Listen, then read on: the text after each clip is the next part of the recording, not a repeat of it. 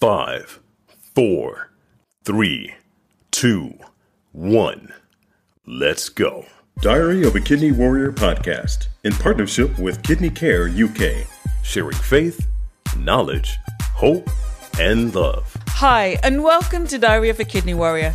My name is Dee Moore, and I am a stage 4 kidney warrior.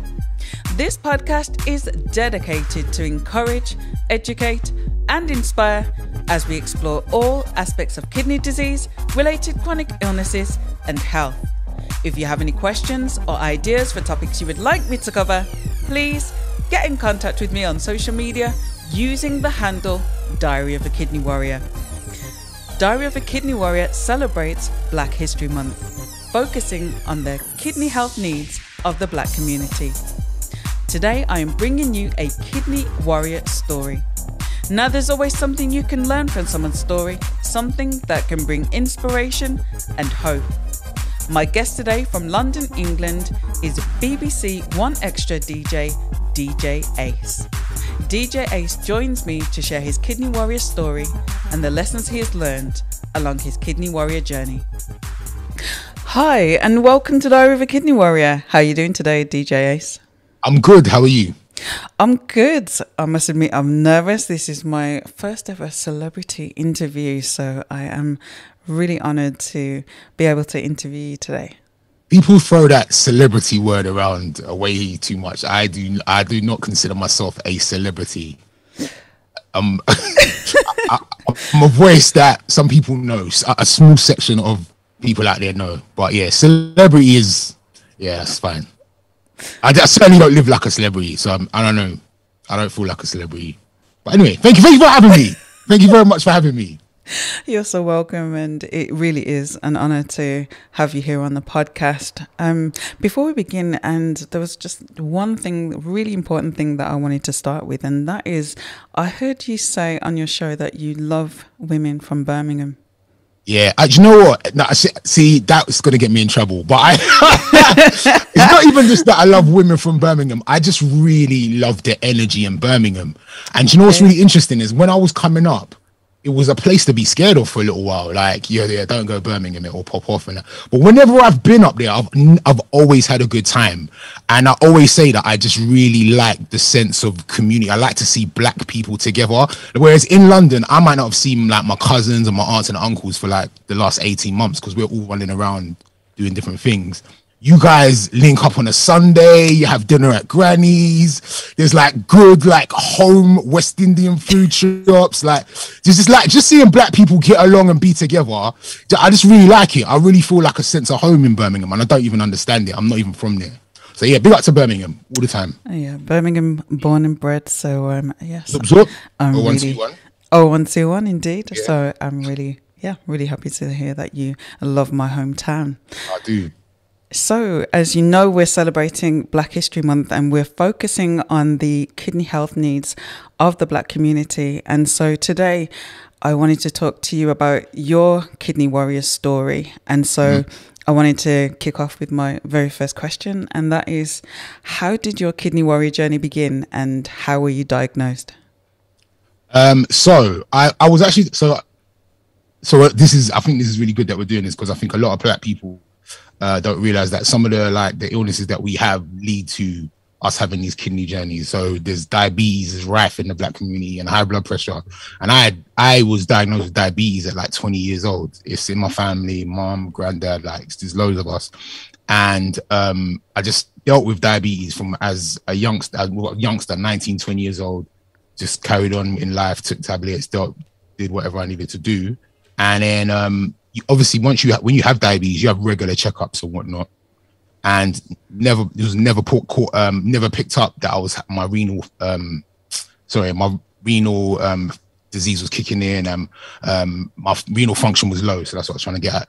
It never came up. And then one day I went to the doctor just for a routine checkup, and I had this really bad back pain. It was weird. Like I just had this mad, insane back pain. So much so that I couldn't leave the doctors when it was time to go. So I was like, let me just go to A&E and check out what this is. And I I went in, they said, I said, like, is this my kidneys or something? Is it around here? And it actually wasn't my kidneys. I just had some mad, like, muscle pain. But they did do the blood test to check my renal function, and it was like 17%. It was insane. It was mad low. Yeah. And so at that point, we instantly went into talking about knowing that it was going to get lower and lower and lower. And at some point I was going to have to start dialysis. So it was just about getting my head around what that meant. I had the fistula operation, and then just to get myself ready for it. And then I think within about 3 months I was on dialysis. And yeah, so that was the beginning of the journey. So that was a real crash lander, as we would say, in the renal community. So that was quite a sudden diagnosis and a very sudden transition from getting your diagnosis to then going on to dialysis. So just rewinding slightly. So when you heard this news about your kidneys failing, I mean, what was going through your head at that time? I don't know. I think loads of different things. I think you hear about an organ failing and you just think it's an instant death sentence, innit? So yeah, you worry, you panic, like, okay, how can I fix this? You do all of the research in the world. Can I reverse it? What does dialysis mean? How is it going to impact on my life? Like, what kind of that? There's so many questions, and so much, like, Google is a good and a bad thing, because you read horror stories, you read I didn't necessarily have the community that I have today. And I've met loads of people, I met yourself, like loads of different people that are going through this thing. I didn't necessarily have that. I didn't know where to go to. I didn't know about the issues with I didn't know about none of that stuff. So it was just like doing my own research at home. And as a like dumb black man, sometimes you don't necessarily talk to your people around you about it. You don't talk to your friends or your family. You just do your own internal research. You kind of internalize it yourself. And yeah, that was literally what was everything was going from my mind to answer your question. There wasn't one thing. It's like, what does this mean? How am I going to fix this? And how am I going to live my life like this? And how long have I got left? You think the worst to the best it's quite scary. So processing and coming to terms with all the emotions that you were going through at that time, and then your kidney function then dropped to need dialysis. So what was the process of, how was the process of going on to dialysis for you, and what was life like on dialysis? So yeah,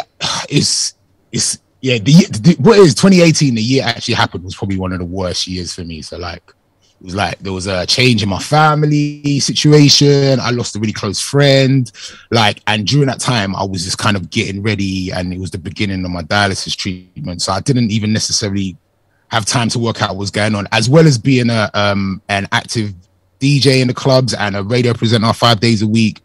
I was just carrying on trying to do everything at the same time. So I didn't necessarily have time to even work out what was going on. I just knew I had to be at the hospital 3 days a week for these hospital sessions. And then in the early days, there was a lot of needle poking and trying to find access. And it was tiring. And also just trying to work out your body getting adjusted to it as well. So, for people that don't know about dialysis, they take a lot of fluid off you. If you've had too much fluid, then they was trying to work out how much fluid to take off and your weight. It was a lot to deal with in those first few months, being I had so much other things going on at the same time, and just trying to adjust to it and make it fit into what I do from day to day as well, which is also bad, because I kind of needed to make my life fit into that, but I was trying to make that fit into my life, which it doesn't work. So yeah, at the beginning I found it very, very tough. And also I think I was a bit naive to it as well, because I also just felt like, okay, well, I'm just going to have to do this for a few months. I'll get a transplant and I'll go about my merry way. Won't even have to tell anybody about this. And only when I was starting to hear, okay, look, your wait's going to be a little bit longer, and it's a 3 to 6 year wait for somebody of your age and your ethnicity. And yeah, and even then I was like, okay, 3 years, I could probably just get on with it for 3 years. Don't have to tell anybody, let me just get on with it. And in my 3rd year, I'm just going to get a transplant, I can go home.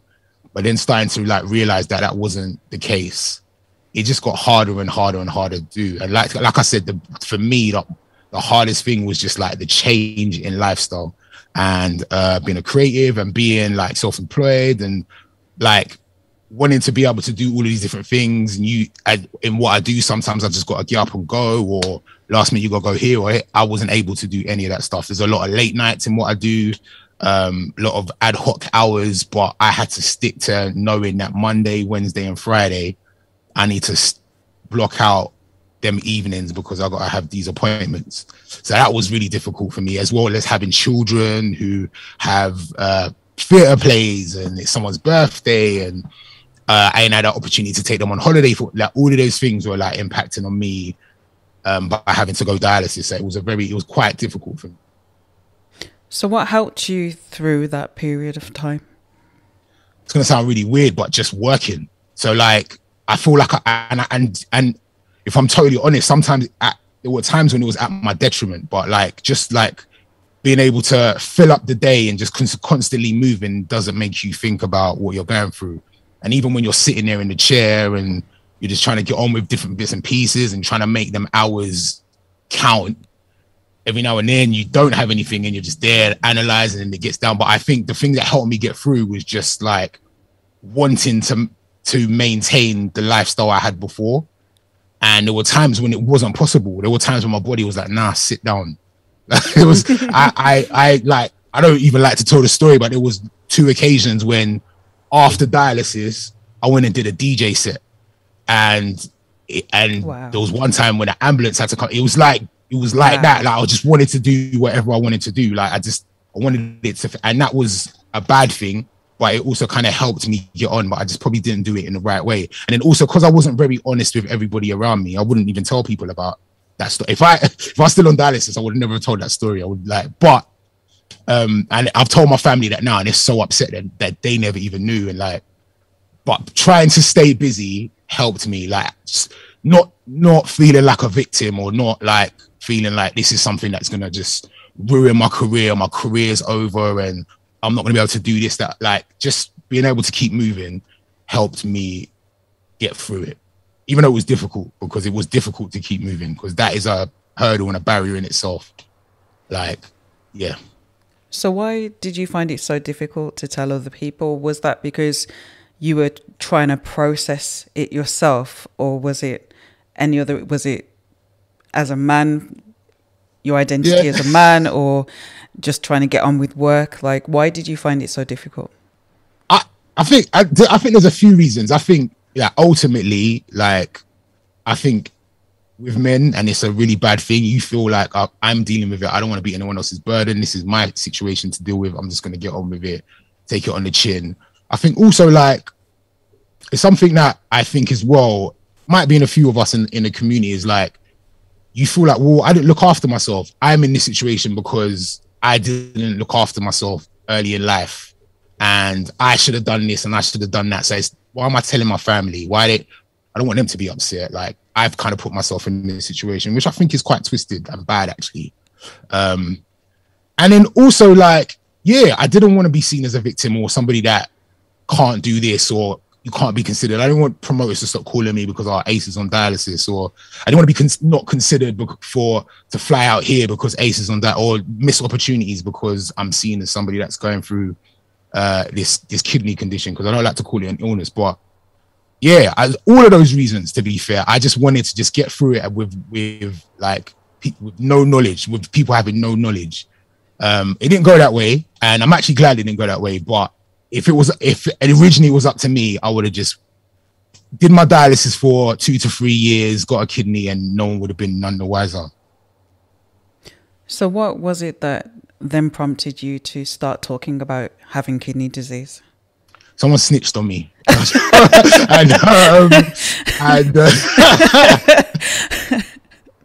I don't know who snitched on me, but someone snitched on me.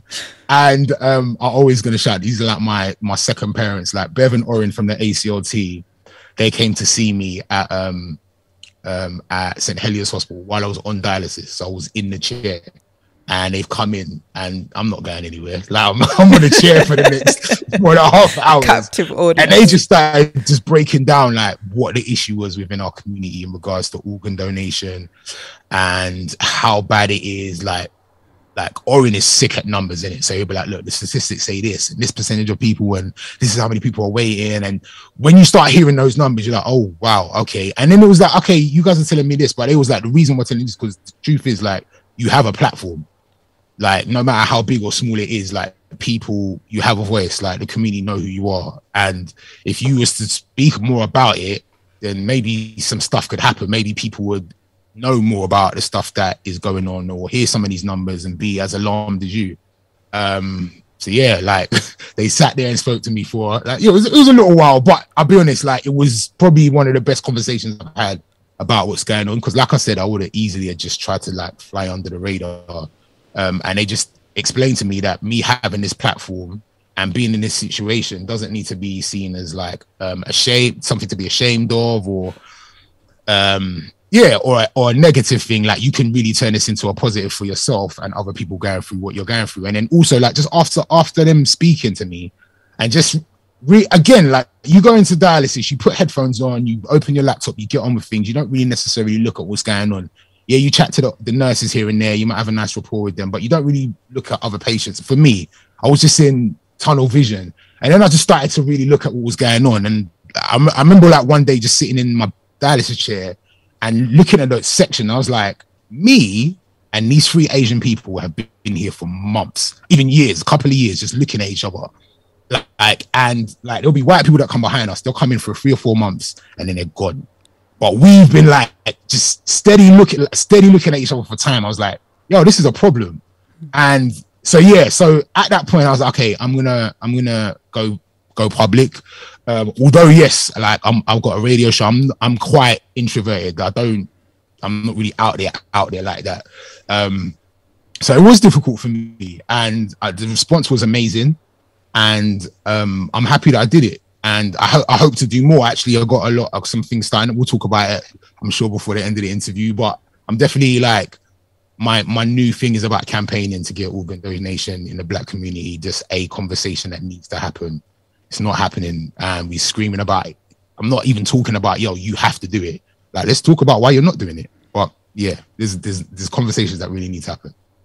Absolutely. And we definitely will talk more about that in a bit. So you went on to have a transplant. So tell me, how did that come about?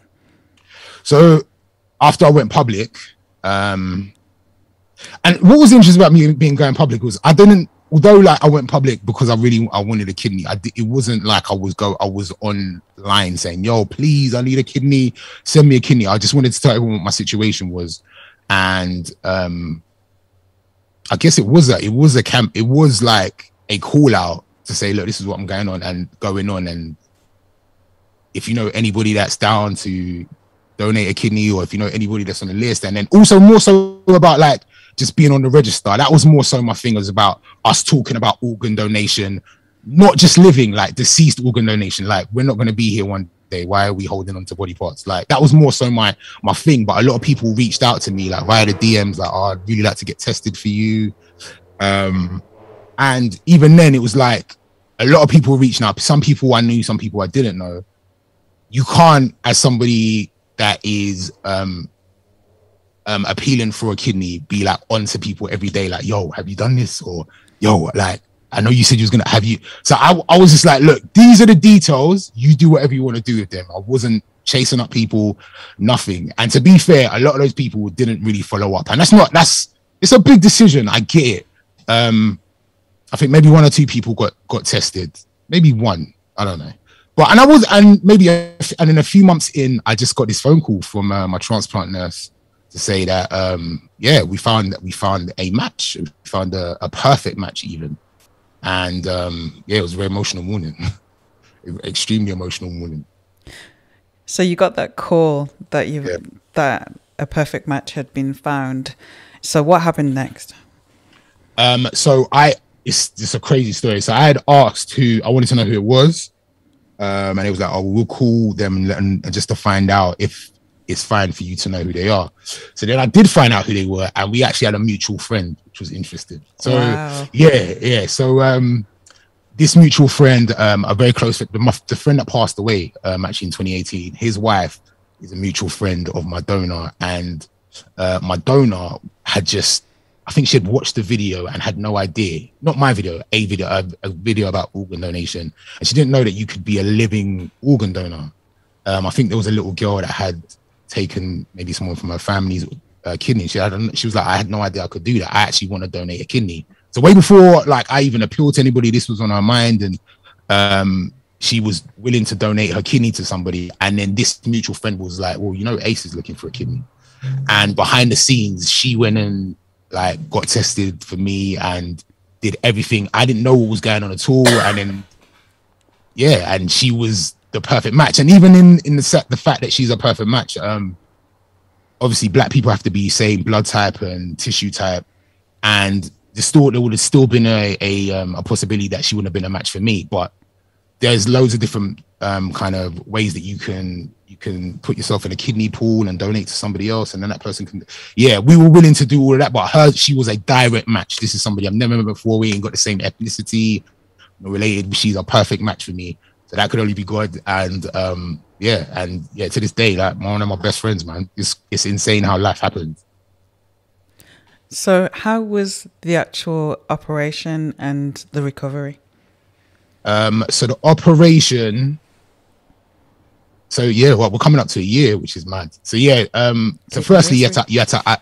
It was like COVID time, so we had to isolate for 4 weeks before we could go in for surgery. So I was in the house for 4 weeks, just preparing, getting the house ready, and making sure that I knew what I was gonna be watching on Netflix for the next, like, because I had to isolate for 4 weeks prior, 4 weeks before, and then 4 months. No, 3 months after.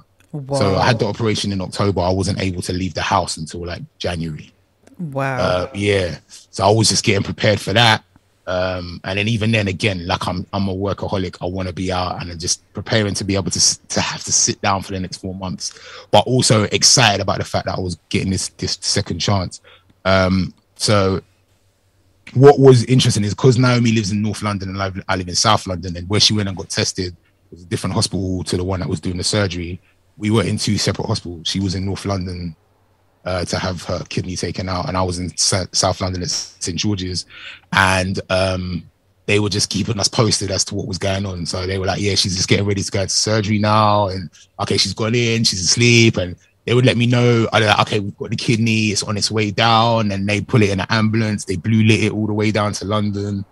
And then, yeah, it was, I mean, I can't remember much about the surgery. Obviously, I was asleep, but it went well. And my recovery, I can't say, nothing bad happened. It was, they told me it was a smooth surgery. My kidney's doing amazingly today. I'm getting so much better. It was like, my creatine levels were quite high at the beginning, but every day it's getting stronger and stronger and stronger. Now it's doing amazingly. They also say that's because I had a woman's kidney, which is not used to getting rid of that much creatine, and obviously I'm a bigger guy as well. Yeah. So yeah, it's getting better and better from week to week. She recovered well. I think she was, you know what, she was in hospital maybe like a day longer than me. So I left on like the Sunday. I left on the Sunday. She left on the Monday, but she's doing well as well. Like we're both doing excellent. And yeah, the surgery, I can't remember it. I got a scar, but I'm good. It was good. It's fine. So what difference has receiving that kidney made to your life? Oh, well, dialysis sessions are gone. First of all, I dropped a lot of weight, which is interesting. So I don't know if there was a lot of like water retention, and like people see me now like, oh my God, you're like, what are you doing? I'm like, I'm not really in the gym like that, you know. Obviously I watch what I eat. I have dropped a lot of weight. And yeah, just like being able to have my life back, man, and feel a lot better. Energy's a lot better as well. And just like being thankful for just having this opportunity again, and just knowing now that I have a responsibility to do whatever I can, use my platform to make sure that it's not just me. Like, it would be selfish if, okay, I've used my platform and my followers to get a kidney, and I'm like, all right, cool, peace, you lot, I'm gonna go and make an R&B show. That's not cool. No, so like, yeah, so I definitely know that I have a lot of work to do, and a lot of kind of paying it, giving back. You know what I mean, like, especially in regards to what Naomi did for me, and what I think loads of other people can do for other people in our community. Paying it forward is something I feel really strongly about, and I know it's also something very close to your heart. So you touched on it earlier, so let's talk about it now. So in terms of your work, in terms of raising awareness within the Black community, because in my experience, and I'm sure you've heard a lot yourself, there's a lot of mistrust, there's a lot of misinformation when it comes to organ donation. I mean, even blood donation. I was speaking with somebody and I couldn't believe the things that she had heard, and she said that she heard an advert on the radio saying that if Black people donate blood, then it's not given to Black people. And I was like, where on earth did you hear that? Like, we had a whole conversation about that. So there is a lot of mistrust when it comes to the Black community and organ donation, but at the same time recognizing that historically there are reasons, valid reasons, 100%. Why some of the worst atrocities have been dealt with, and even within the medical field, like no one is saying that stuff has never happened. What we're saying is, like, today in 2022, when there's people to talk to and there's research, and you can go online and you can chat to people that have been through it, and you can chat to Black doctors, you can chat, there's no excuse to have ill-informed, to be uninformed. You know what I mean? There's no excuse to be listening to stuff, old wives' tales from 50, 60 years ago, or taking medical advice from a WhatsApp message, or like we're better than that. We know now. There's more. Like, we can do information. We can find out. There's ways of finding things out. Like, we can't just be still stuck on the things that our parents told us or their parents told. Like, today in 2022, there's people that still think that, like, have these archaic views of what's going on. And I get it, because again, we have had some of the worst things happen to us. But now there's ways of, like, really talking to people and finding out, like, you donate blood, they tell you exactly where your blood's going. And I feel like in a time now when we've got all this awareness about sickle cell, it's disgusting that a Black person would not want to donate blood. Like, it's just insane to me. So I just think we need to do more talking, more educating ourselves, stop just listening to rumors or whispers on the streets and old school views as well. I love our parents and our aunts and uncles, but they're misinformed. They don't have the information that we had. They're like, they're still sending things around on WhatsApp groups that just, is not like, Mom, that's not really real. That means that. Do you know what I mean? So yeah, I just feel like today, in the age we are today, with all this technology around us, all this information, there should be no excuse to not educate yourself and really find out what's going on. That's all I want to say. So in terms of raising that awareness and encouraging people, so speaking first to the Black community in terms of encouraging people to donate, to come forward, because, yourself, you received a kidney from a living donor, and there is deceased donation as well. So people might have reservations about being a living donor, but if that isn't for them, do come forward to donate. 100%. Donate when you've passed. As you said, you can't take those organs with you to the grave and have any use. It could save countless lives. I think it's 80 something, if I remember correctly from previous podcasts. There's so many the eyes, the heart, the lung. There's so many things that can be donated and can give somebody that quality of life. So I'm just inviting you now to give someone out there the encouragement, speak to the Black community and encourage to donate. Yeah, I think like the decision to be a living donor is huge and not one for everybody. I can totally get it. Like, I can understand not wanting to go through surgery. You can understand feeling like, oh, well, what if I've got a family member that needs it late? I can understand all of those point of views. I totally get it. But I struggle with understanding why you wouldn't want someone in your community or somebody that has had the same upbringing as you, or the same, like, we like, as a community. I would never understand why you wouldn't want to help somebody that looks like you when you're not here. Like, you're not going to benefit from that. I totally don't understand it. I really find it difficult. I know there's some religious reasons as well, but I think the lack of trust issue is really backwards, and I'm sorry, and I think very old school as well. I think like and what's sad is people will only ever understand why this is so important when it happens to them. Yes. Or when they have somebody in their family that needs an organ, or, you know what I mean, you're having to take your uncle to dialysis 3 times a week, or your mum needs, or you've got a cousin that needs, has got sickle cell. Like, it's only when these things happen to you do you understand how important it is, and you don't want that to happen. I think, I struggle. I get emotional talking about why people need to be on the organ donation. It's just I think it's a no-brainer. You're not here, you can't use those body parts, but there's somebody that can. Like, would you not want to help your brother or your sister or your aunt? Would you not want somebody to help you? It's just, yeah. I'm sure I've said all the words that everybody's ever said. I just want us to talk about it more, whereas I think like it's such a taboo subject in our community, and that's a lot of the reason why people think that they can just play blind to it. So let's address that taboo. Let's squash some of the myths and misinformation that is out there.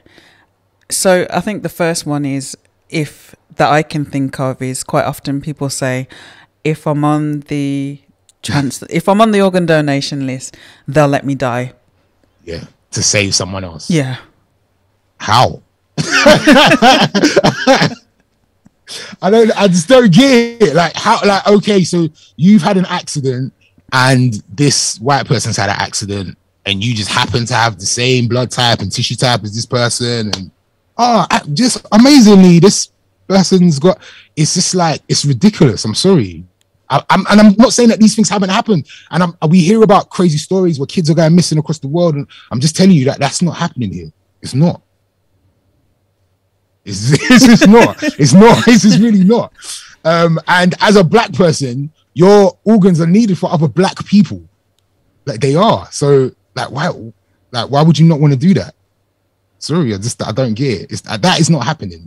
You're not having a freak accident at the same time as somebody, as a white person's waiting in the bed, and just like, come on, man. Like, let's just think about it. It's not like they're saying these people are not saying, oh, well, they come and steal you in the middle of the night because they know our DNA and all this kind of stuff. They're talking about, oh, I had an accident and I'm on a bed and they're going to let me die for that. That it's just not going to happen. This is not, in my opinion. I think people don't realize that there's only a specific circumstance and situation where organs can be used. That's another thing. It's not, your typical road traffic accident and things like that, where a body might be there for hours on end, and there's only a small percentage of organs that can actually be donated. Right. And when you're not agreeing to donate your organs, that pool that's already so small becomes even tinier. And then, as we know, when you're trying to find somebody who is a match, somebody from your ethnic background is going to most likely be the best match. Yes, it is possible to receive, as a black person, to receive a donation from a white or Asian or whichever ethnic background the person's from, but you're going to have a much better chance of finding a match with somebody who's from the same ethnic background. So exactly. when you're denying somebody that opportunity, it's and as you said, the impact of that means that black people on the waiting list way longer on average than their white counterparts. Too long, way too long. I've seen it firsthand. Like I said, we was literally just looking at each other like, okay, when's it our time? But yeah, no one gets to see that.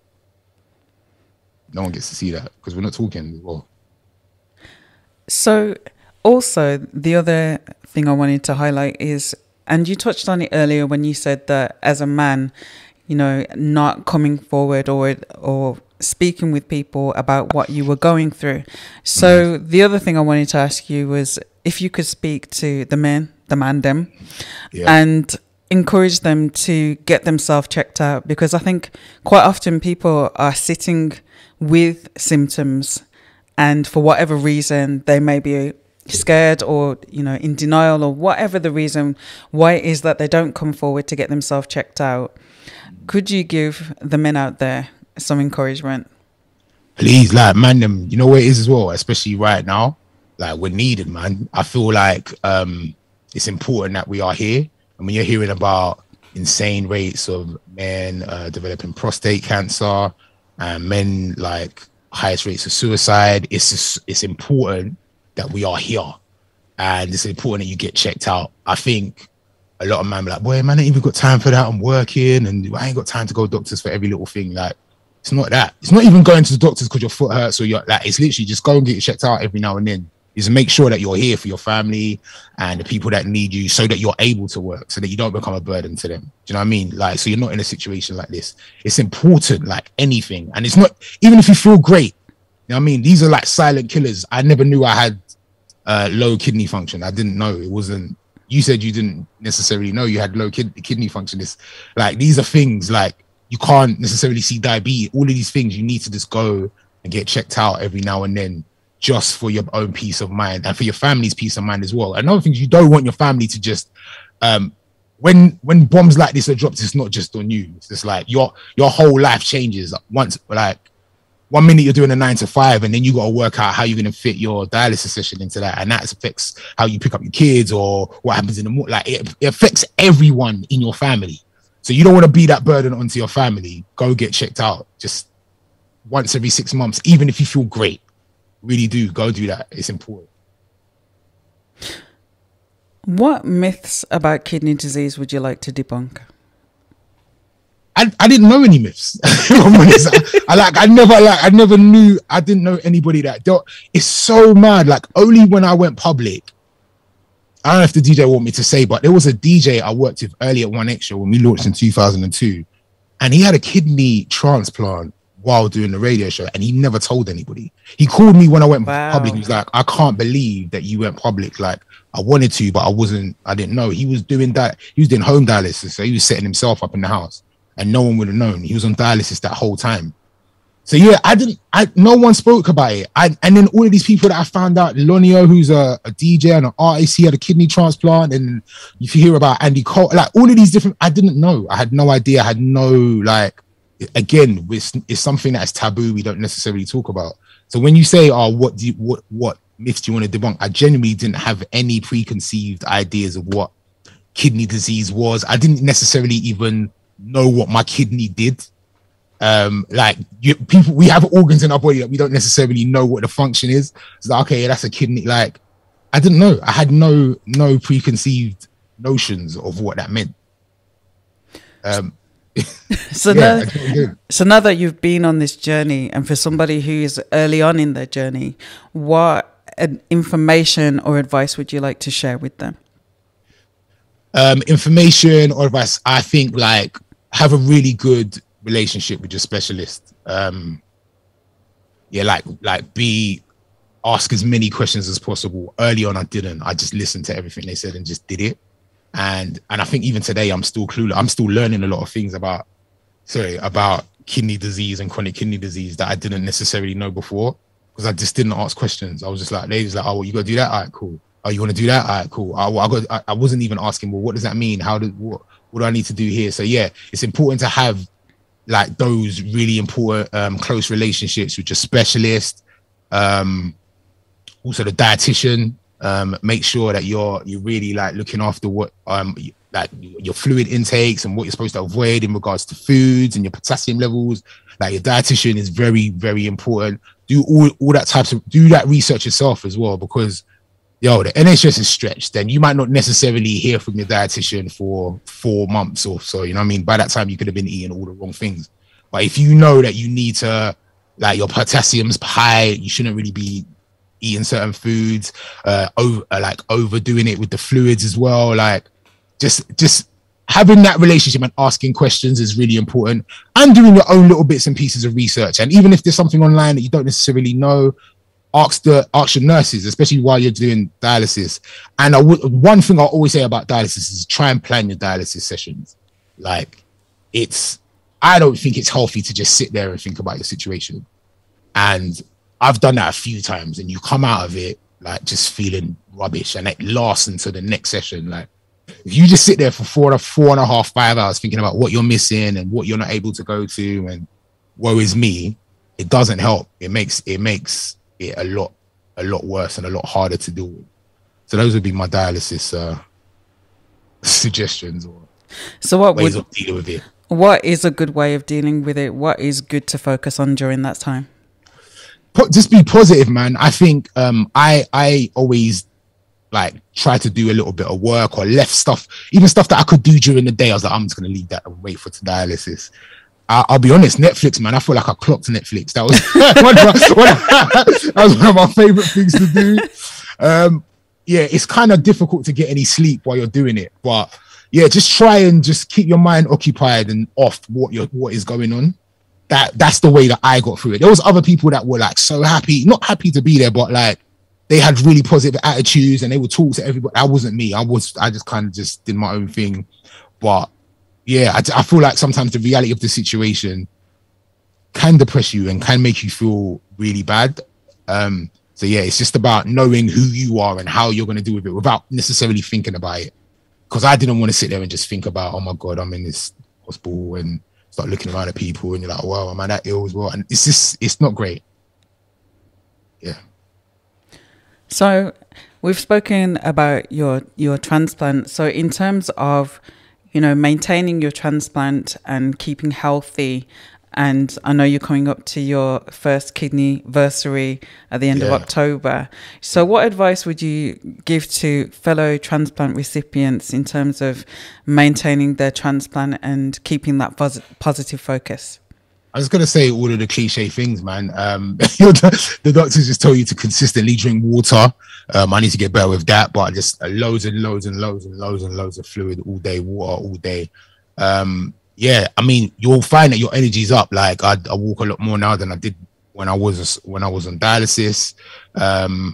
Yeah, I think just I've been given a real precious thing, and last thing I would want to do is abuse it.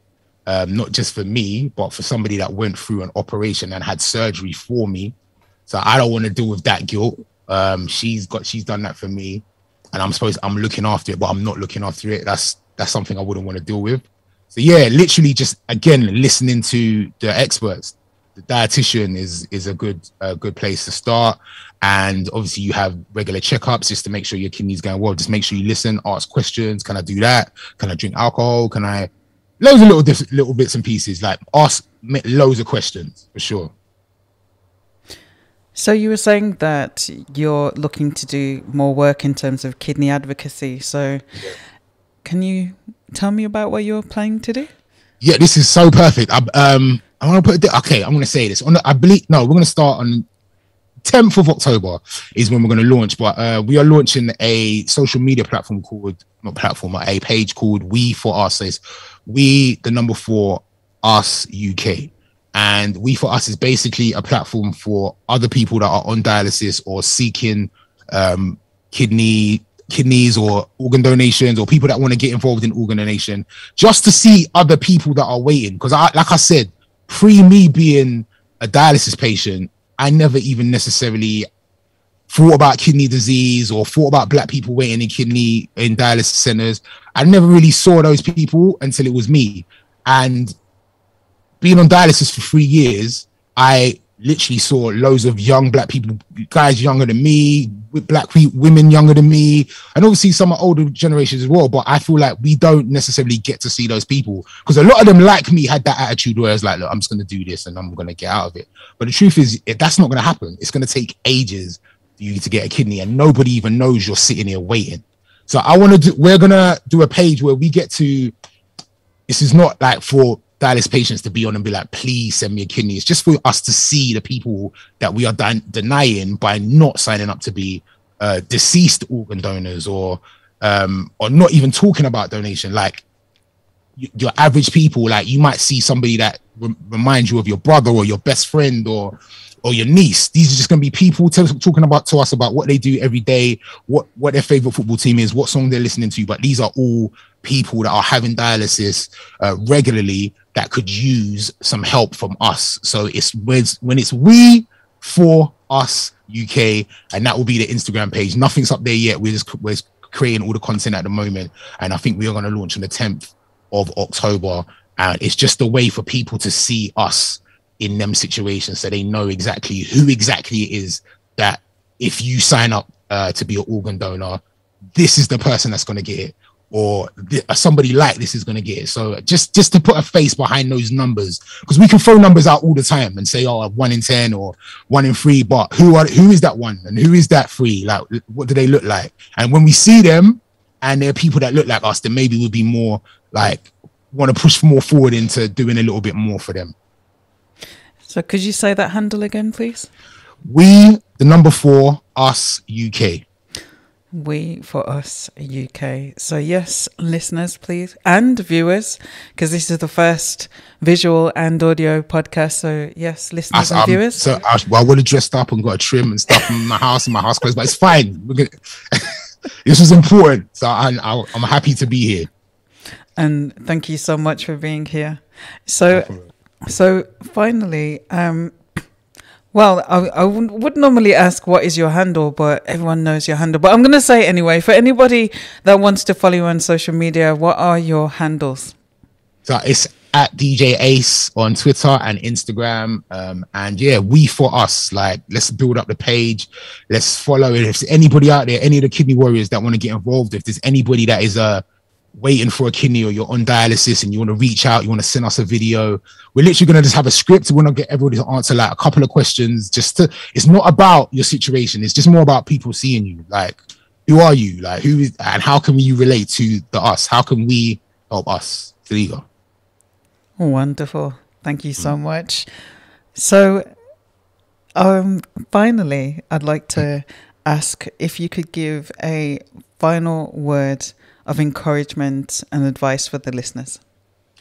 In regards to organ donation, deceased or living, it's imperative. Like I didn't come up with we for us, because it is literally only we that can help us. And again, we've said it. Yes, you can get an organ from a white person, but why are we relying on that to help the people in our family? That's twisted. Like, and let's be honest, those people haven't always helped us. So like, if we have a situation where we can help us, what are we waiting for? Like, and that doesn't mean like you have to be a living donor. That just means like you need to talk about, we need to talk about organ donation, and maybe you need to talk about it with people in your family. Maybe it's not you. Maybe there's somebody in your family that you can appeal to. Maybe there's people that haven't never necessarily even known that they could be a living donor.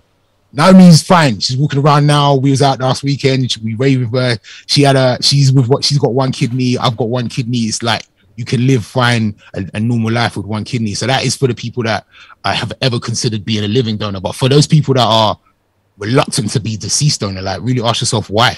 Like, if you had a family member that needed a donor and your neighbor touch wood dies, hopefully doesn't die, but if they die, you would want that kidney, or you'd want, like, that's just going to go in the ground. So let's start thinking about why we're not getting on these lists, and what is our big, like, why are we so against organ donation? Like, and do those reasons still exist today? Like, are those things still happening? Do you really have a good reason to not want to sign up to be a deceased donor? Like, what is the reason? Let's really talk about that.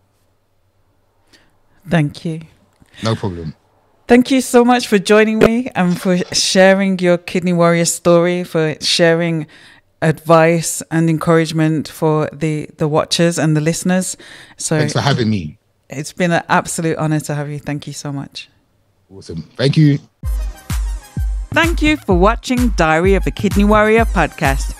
And don't forget that you can contact me on social media using the handle Diary of a Kidney Warrior.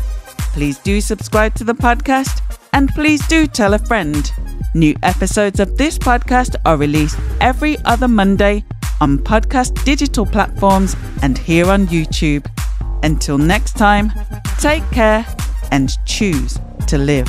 Diary of a Kidney Warrior, sharing faith, knowledge, hope, and love.